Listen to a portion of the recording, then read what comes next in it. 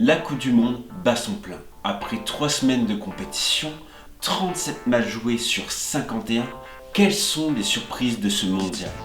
Quelles sont les révélations, comme les déceptions? Il est grand temps de faire le bilan de cette phase de poule de cette Coupe du Monde de rugby. Salut à tous, c'est le Coq Ovale et je suis très heureux de vous retrouver pour faire le bilan de cette phase de poule de la Coupe du Monde 2019. Est-il possible d'évoquer cette Coupe du Monde sans ne pas parler des annulations de matchs? Puisque à cause du super typhon Hagibis qui a touché l'île de Honshu, on a eu 3 matchs qui ont été annulés lors de cette Coupe du Monde, avec le crunch entre la France et l'Angleterre et la Nouvelle-Zélande face à l'Italie, ces 2 matchs ayant dû se dérouler le 12 octobre, et le match entre la Namibie et le Canada ayant dû se dérouler le 13 octobre. Pour la première fois, on a eu des matchs qui ont été annulés lors d'une Coupe du Monde. Même si on a un véritable engouement au Japon pour cette Coupe du Monde, malheureusement, on risque de se rappeler de cette épreuve, surtout pour ces matchs annulés, ce qui est vraiment dommageable. Si la sécurité compte avant que tout, on peut regretter cependant la décision de World Rugby d'annuler ces matchs, puisque ce typhon qui était très important a touché l'île de Honshu, et ainsi le samedi des annulations de matchs, on a pu avoir un Irlande-Samoa qui s'est déroulé dans une autre île du Japon.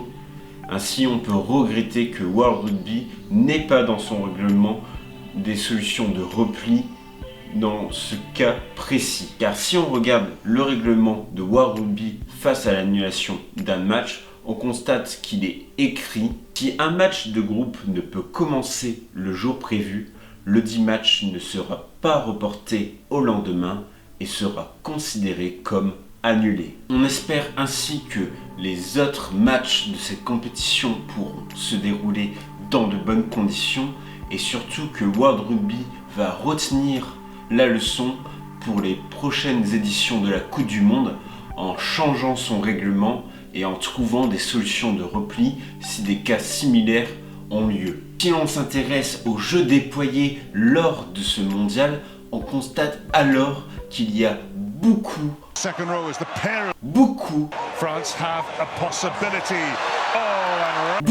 de fautes de main.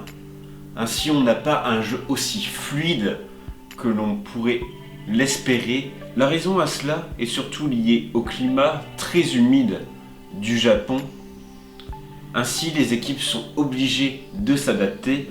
On avait depuis quelques années le retour du jeu au pied, et on peut constater que le jeu au pied est devenu une arme offensive. On constate également qu'il y a une très forte indiscipline. Au total, on recense 7 cartons rouges et 25 cartons jaunes, ce qui est très important. La raison à cela est liée notamment aux nouvelles règles de World Rugby sur les plaquages au-dessus des épaules. Les équipes qui ne respectent pas ces règles sont souvent sanctionnées. It's there for Japan. The victory is there.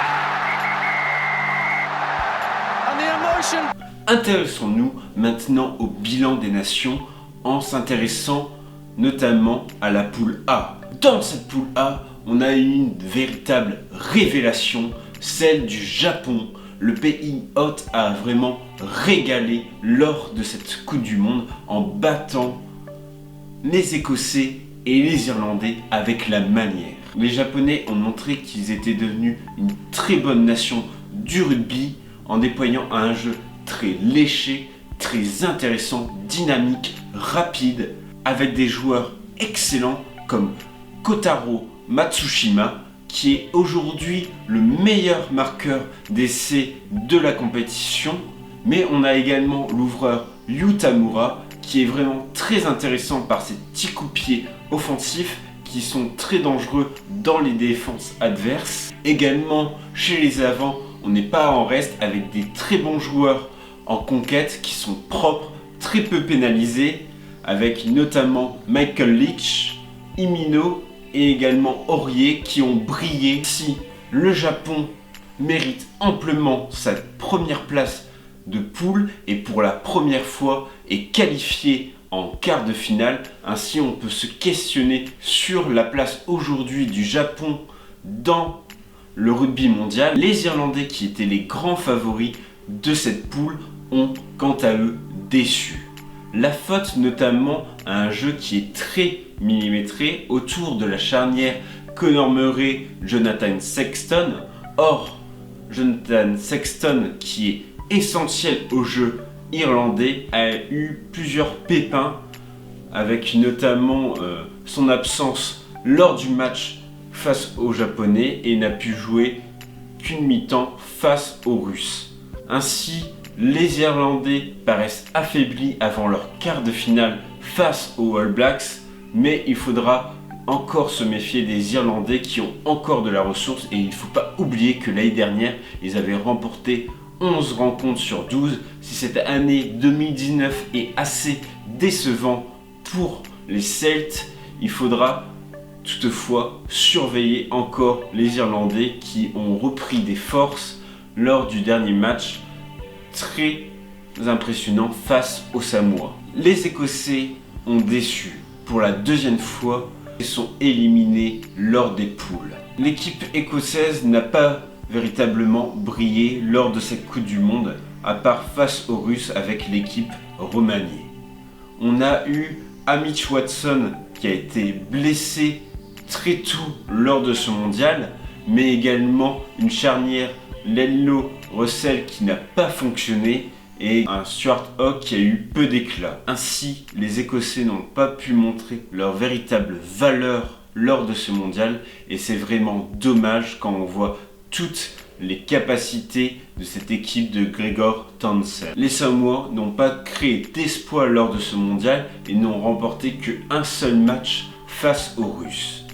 Ils ont surtout été l'équipe la plus pénalisée de ce mondial avec un carton rouge et 6 cartons jaunes, ce qui est énorme. Les Coupes du Monde sont de plus en plus difficiles pour les îles du Pacifique qui sont souvent privées de leurs meilleurs joueurs, préférant jouer dans les clubs en Europe.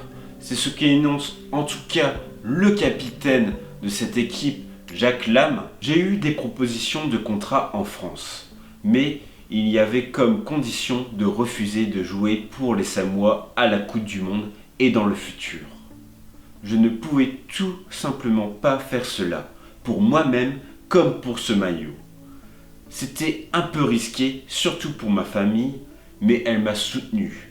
J'espère que ça changera à l'avenir et que nous n'aurons pas ce genre de problème au moment de choisir les joueurs. Concernant l'invité surprise de cette Coupe du Monde, la Russie, ils ont pu jouer les troubles fêtes. En effet, ils ont inscrit le premier essai de cette Coupe du Monde face au pays hôte, le Japon. Cependant, ça a été une équipe qui a été très limitée dans le jeu. Billy Leroux, Mapimpi, knocked it forward. That should be the end of the game. The All Blacks, the defending champions, off to a winning start. They have beaten South Africa. Parlons maintenant de la poule la plus déséquilibrée de ce mondial, la poule B, puisqu'on avait encore un énorme fossé séparant d'une part les All Blacks et les Springboks des Namibiens et des Canadiens. Le choc de cette poule entre les All Blacks et les Springboks ont tourné à l'avantage des All Blacks qui ont été beaucoup plus réalistes dans le jeu. Par la suite, les All Blacks ont pu réciter leur gamme et en plus se faire quelques plaisirs en titularisant par exemple Jordi Barrett à l'ouverture ou en mettant sur la feuille de match les 3 Barrett titulaires qui ont chacun inscrit leur essai face au Canada. Malgré leur défaite, les Springboks paraissent encore aujourd'hui des prétendants très sérieux au trophée Webb Ellis, avec des avants monstrueux et des ailiers aux appuis détonnants comme Colby qui a brillé lors de cette phase de poule. Les Springboks ont la capacité d'aller jusqu'au bout. Pour les Italiens, ce mondial a un goût très amer, puisque malgré les victoires bonifiées contre les Namibiens et les Canadiens permettant à la Squadra Azzurra d'avoir son ticket pour la Coupe du Monde 2023, les Italiens n'ont pas pu riposter contre les Sud-Africains, suite notamment à un carton rouge d'Andrea Lovotti, mais surtout les Italiens ont dû faire face à l'annulation de leur match contre les All Blacks, match qui pouvait encore théoriquement les qualifier. Bon, il fallait avoir le bonus et plus de 129 points d'écart, mais c'est véritablement dommage pour l'équipe de Sergio Parisse de ne pas avoir une fin digne lors de cette Coupe du Monde face à la meilleure équipe du monde. Ainsi, le capitaine de la Squadra Azzurra a un goût très amer face à cette annulation. Si les All Blacks avaient eu besoin de jouer pour marquer les 5 points, je suis sûr qu'une solution aurait été trouvée. Au lieu de cela, l'Italie est la seule à perdre. Mais les organisateurs se sont dit qu'importe les Azzurri, ils auraient perdu quand même. Bravo! Ils oublient que le rugby et le sport vivent sur le respect, sur la passion. Nous avons le droit de jouer à ce jeu, que le résultat soit évident ou non. Aucune décision de ce type ne peut être prise. Ce n'est pas juste. Les Italiens ne sont pas les seuls à avoir subi l'annulation d'un match, puisque les Namibiens et les Canadiens, qui ont un niveau à peu près similaire et qui cherchaient à tout prix à avoir une victoire lors de ce mondial, n'ont pas pu s'affronter le 13 octobre. Et c'est vraiment dommage, puisqu'on a d'une part des Namibiens qui cherchent à tout prix à avoir leur première victoire lors de ce mondial, ce qui est vraiment dommage puisqu'ils étaient menés de très peu face aux All Blacks jusqu'à la mi-temps par exemple. C'est une équipe qui a été vraiment très généreuse et qui a voulu développer du jeu, et cette équipe mérite d'avoir une victoire enfin en Coupe du Monde. Et d'autre part, on a des Canadiens qui cherchent de se relancer, d'éviter cette spirale négative depuis l'ère du professionnalisme, avec notamment aussi la volonté de permettre à leur ailier Van der Merwe de marquer 4 essais sur 4 Coupes du Monde. Ainsi, je regrette vraiment beaucoup l'annulation de ce match. Je pense que ces deux équipes attendaient à tout prix ce match, puisqu'ils jouent très peu chaque année. Il faut se rendre compte que c'est l'un des matchs les plus importants de ces dernières années pour ces équipes, et il est vraiment regrettable que World Rugby n'a pas trouvé de plan B pour permettre à ces deux nations de s'affronter.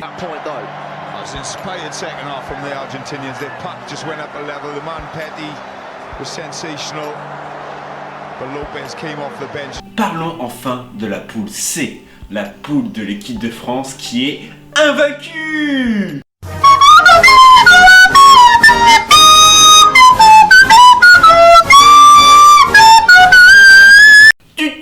Les rageux! Oui, l'équipe de France a réussi à remporter son pari, celui de se qualifier en quart de finale face à l'Argentine, son rival. Mais qu'est-ce que ça a été dur, laborieux et frustrant, puisque le problème de cette équipe de France, c'est l'inconstance.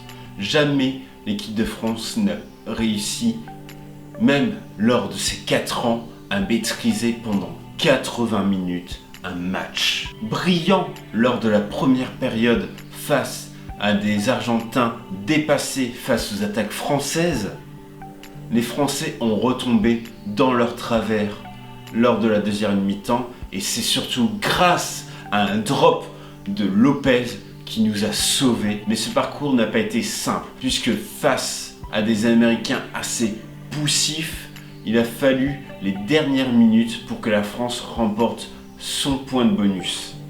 Et encore, lors du match contre les Tongiens qui paraissaient aux abords maîtrisés par les Français, la France est retombée sur ses travers et on a eu peur d'un véritable remake de 2011 puisque les Tongiens étaient proches de pouvoir dépasser les Français. Mais enfin, les Français ont réussi à se qualifier. Cependant, cette qualification ne doit pas enlever les importantes lacunes dans le jeu des Français, puisque c'est une équipe qui est très pénalisée, avec notamment 15 pénalités contre la France face à l'Argentine, qui perd rapidement le ballon, avec 22 turnovers concédés face aux Tongiens. Également, les Français n'ont pas pu s'exprimer véritablement en mêlée. L'équipe de France a souffert également au niveau des ballons hauts et ils seront très ciblés par les Gallois sur ce domaine. Cependant, oui, l'équipe de France est capable de fulgurance. On a vu des très bons joueurs lors de ces matchs de poule avec la troisième ligne où s'est exprimé Charles Olivon qui vraiment fait un retour gagnant en équipe de France après des années de blessures. Également, on a la révélation de Grégory Aldrit. Chez les arrières, Penaud reste très dangereux. On a également Raka qui a pu être complètement inconstant en passant complètement derrière son match contre les USA et qui a fait un match fabuleux contre les Tongiens. Ou également, on a le retour gagnant aussi de Guitoun et Vakatawa. Ainsi, on a des individualités qui sont importantes dans cette équipe, mais cette équipe de France devra dépasser ses lacunes pour enfin réaliser 80 minutes parfaites pour espérer vaincre les Gallois. Cette phase de poule a été une véritable promenade de santé pour les Anglais par rapport à 2015 qui a été désastreux pour la perfide Albion. Les Anglais ont survolé les débats lors de cette phase de poule et ne semblent pas avoir montré leur véritable niveau, s'économisant pour les phases finales. Tandis que pour les Argentins, cette Coupe du Monde a été un véritable désastre. Absent lors de la première mi-temps face aux Français, perdant ainsi ce match couperé, mais également perdant contre les Anglais à cause de l'expulsion de Thomas Lavanini dès la 18e minute de jeu, qui est alors l'Argentin le plus pénalisé de la sélection italienne historiquement. Les Argentins ont déçu et n'ont pas réussi à réitérer les belles performances qu'ils ont eues avec la franchise des Jaguares.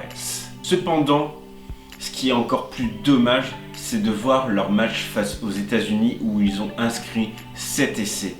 On constate alors que lors des premiers matchs, les Argentins ont fait beaucoup de ballons portés. On voit que cette équipe est plus à l'aise face à un jeu très aéré. Les Tongiens, avec leurs moyens assez limités, ont fait une bonne Coupe du Monde en dominant les Américains et en faisant très peur aux Français. Pour les Américains, il n'y a pas de grandes évolutions entre chaque Coupe du Monde, même s'il y a eu pas mal d'essais inscrits par les Américains lors de cette poule et qu'ils ont fait un jeu plutôt agréable, sauf face aux Français. Ainsi, on voit que la fédération américaine reste surtout basée sur le Sevens et qu'on voit peu d'évolution pour le rugby à 15, qui n'est pas la priorité de la fédération qui cherche à tout prix à avoir des médailles olympiques. Or, le rugby à 7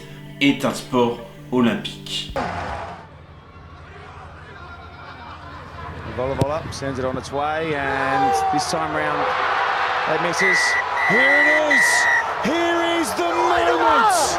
Uruguay! Increíble! Let's get the party started for the men in blue. À la poule D, qui fut une des poules les plus passionnantes de cette Coupe du Monde, où ont triomphé les Gallois. Le Pays de Galles est une nation en force dans le rugby. en dépensant cette année les All Blacks au classement World Rugby. Ils ont remporté le grand chelem du tournoi Destination. Les Gallois ont triomphé lors de cette poule en remportant 19 points sur 20. Ainsi, les Gallois ont remporté tous leurs matchs, ce qui n'était pas arrivé depuis 1987, la première édition.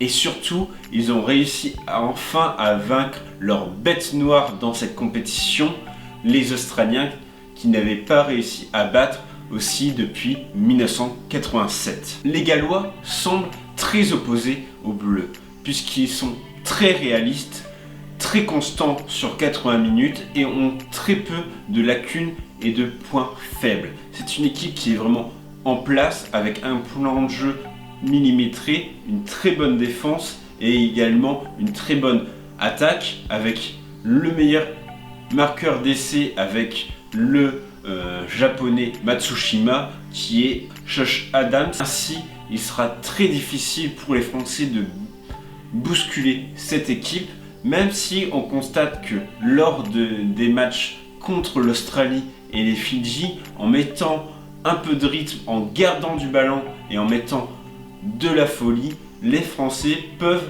faire du mal à cette équipe. Les finalistes de l'édition 2015, l'Australie, ont quant à eux été inconstants, en tout cas lors des matchs, puisque souvent menés, ils ont réussi à renverser la balance face aux Fidjiens en gagnant ce match assez difficile et ont réussi à revenir peu à peu face aux Gallois sans l'emporter.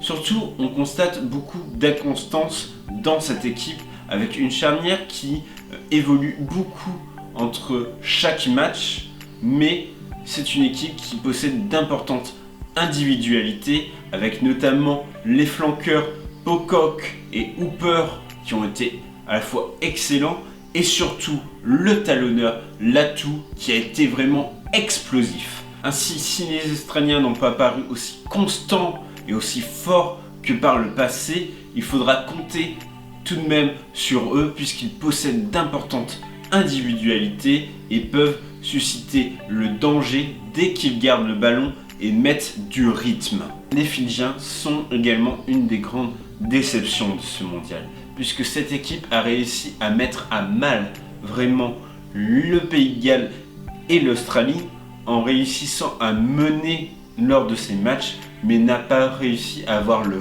réalisme pour l'emporter. Et c'est vraiment dommage quand on voit la qualité des joueurs que possède cette sélection avec des ailiers magnifiques comme Radradra et Tuisova. Il faut également noter l'importance de Ben Volavola qui aujourd'hui s'affirme peu à peu dans cette équipe qui avait besoin d'un bon ouvreur, mais ça n'a pas été suffisant face à ces nations pour se qualifier. Et surtout, c'est une équipe qui est beaucoup trop pénalisée, notamment lors du match face à l'Australie où ils menaient encore jusqu'à la 50e minute. Ils ont été pénalisés 12 fois, ce qui est préjudiciable. Les Géorgiens ont stagné lors de ce mondial et ne semblent pas encore aujourd'hui avoir le niveau nécessaire pour bousculer la hiérarchie du tournoi Destination. Si aujourd'hui cette équipe essaye peu à peu de s'affirmer dans la scène du rugby mondial en formant aujourd'hui de plus en plus d'arrières, alors que c'est une nation connue pour la qualité de ses avants, elle n'a pas pu encore exprimer toutes ses qualités.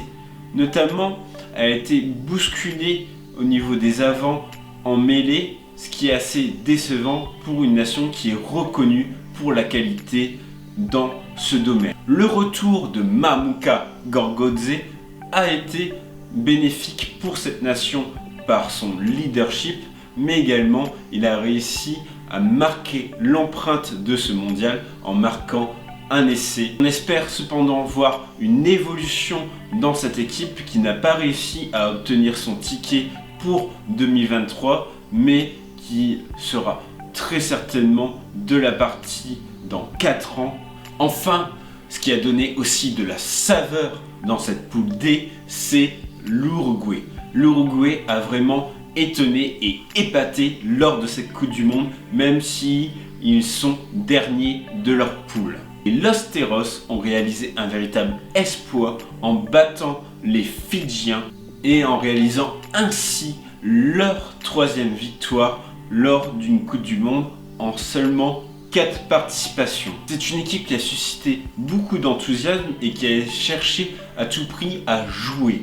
Et c'est vraiment bénéfique pour les petites équipes de ce mondial où on voit que chercher à tout prix à défendre face aux grosses nations n'est pas payant et jouer simplement au rugby peut être quelquefois bénéfique. On espère que l'Uruguay pourra poursuivre ses efforts et qu'ils seront présents ainsi en 2023. Si on regarde le tableau des quarts de finale, on constate alors qu'il y a beaucoup de revanches à avoir lors de ces rencontres, puisqu'on a d'une part une rencontre classique des Coupes du Monde, celle de l'Angleterre face à l'Australie, qui a été l'affiche de 2 finales.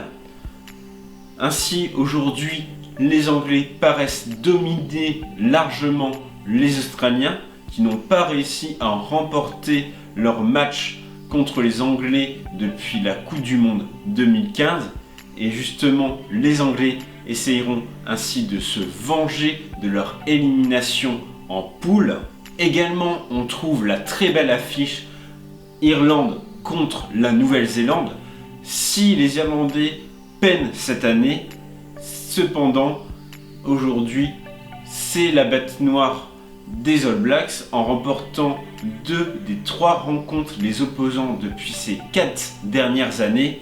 Ainsi, les hommes de Steve Hansen sont prévenus et il faudra combattre contre des Irlandais qui chercheront pour la première fois à remporter un match de phase finale en Coupe du Monde. Concernant nos Bleus, ils retrouveront les Gallois qu'ils ont vaincus en 2011 en demi-finale, mais ce match sera une autre paire de manches puisque l'équipe de France n'a remporté qu'une seule rencontre sur les dernières 8 rencontres opposant ces 2 équipes qui ont l'habitude de se rencontrer lors des tournois destination. Dernière affiche de ces quarts de finale, encore une revanche puisque l'on retrouvera les Springboks contre le pays hôte japonais.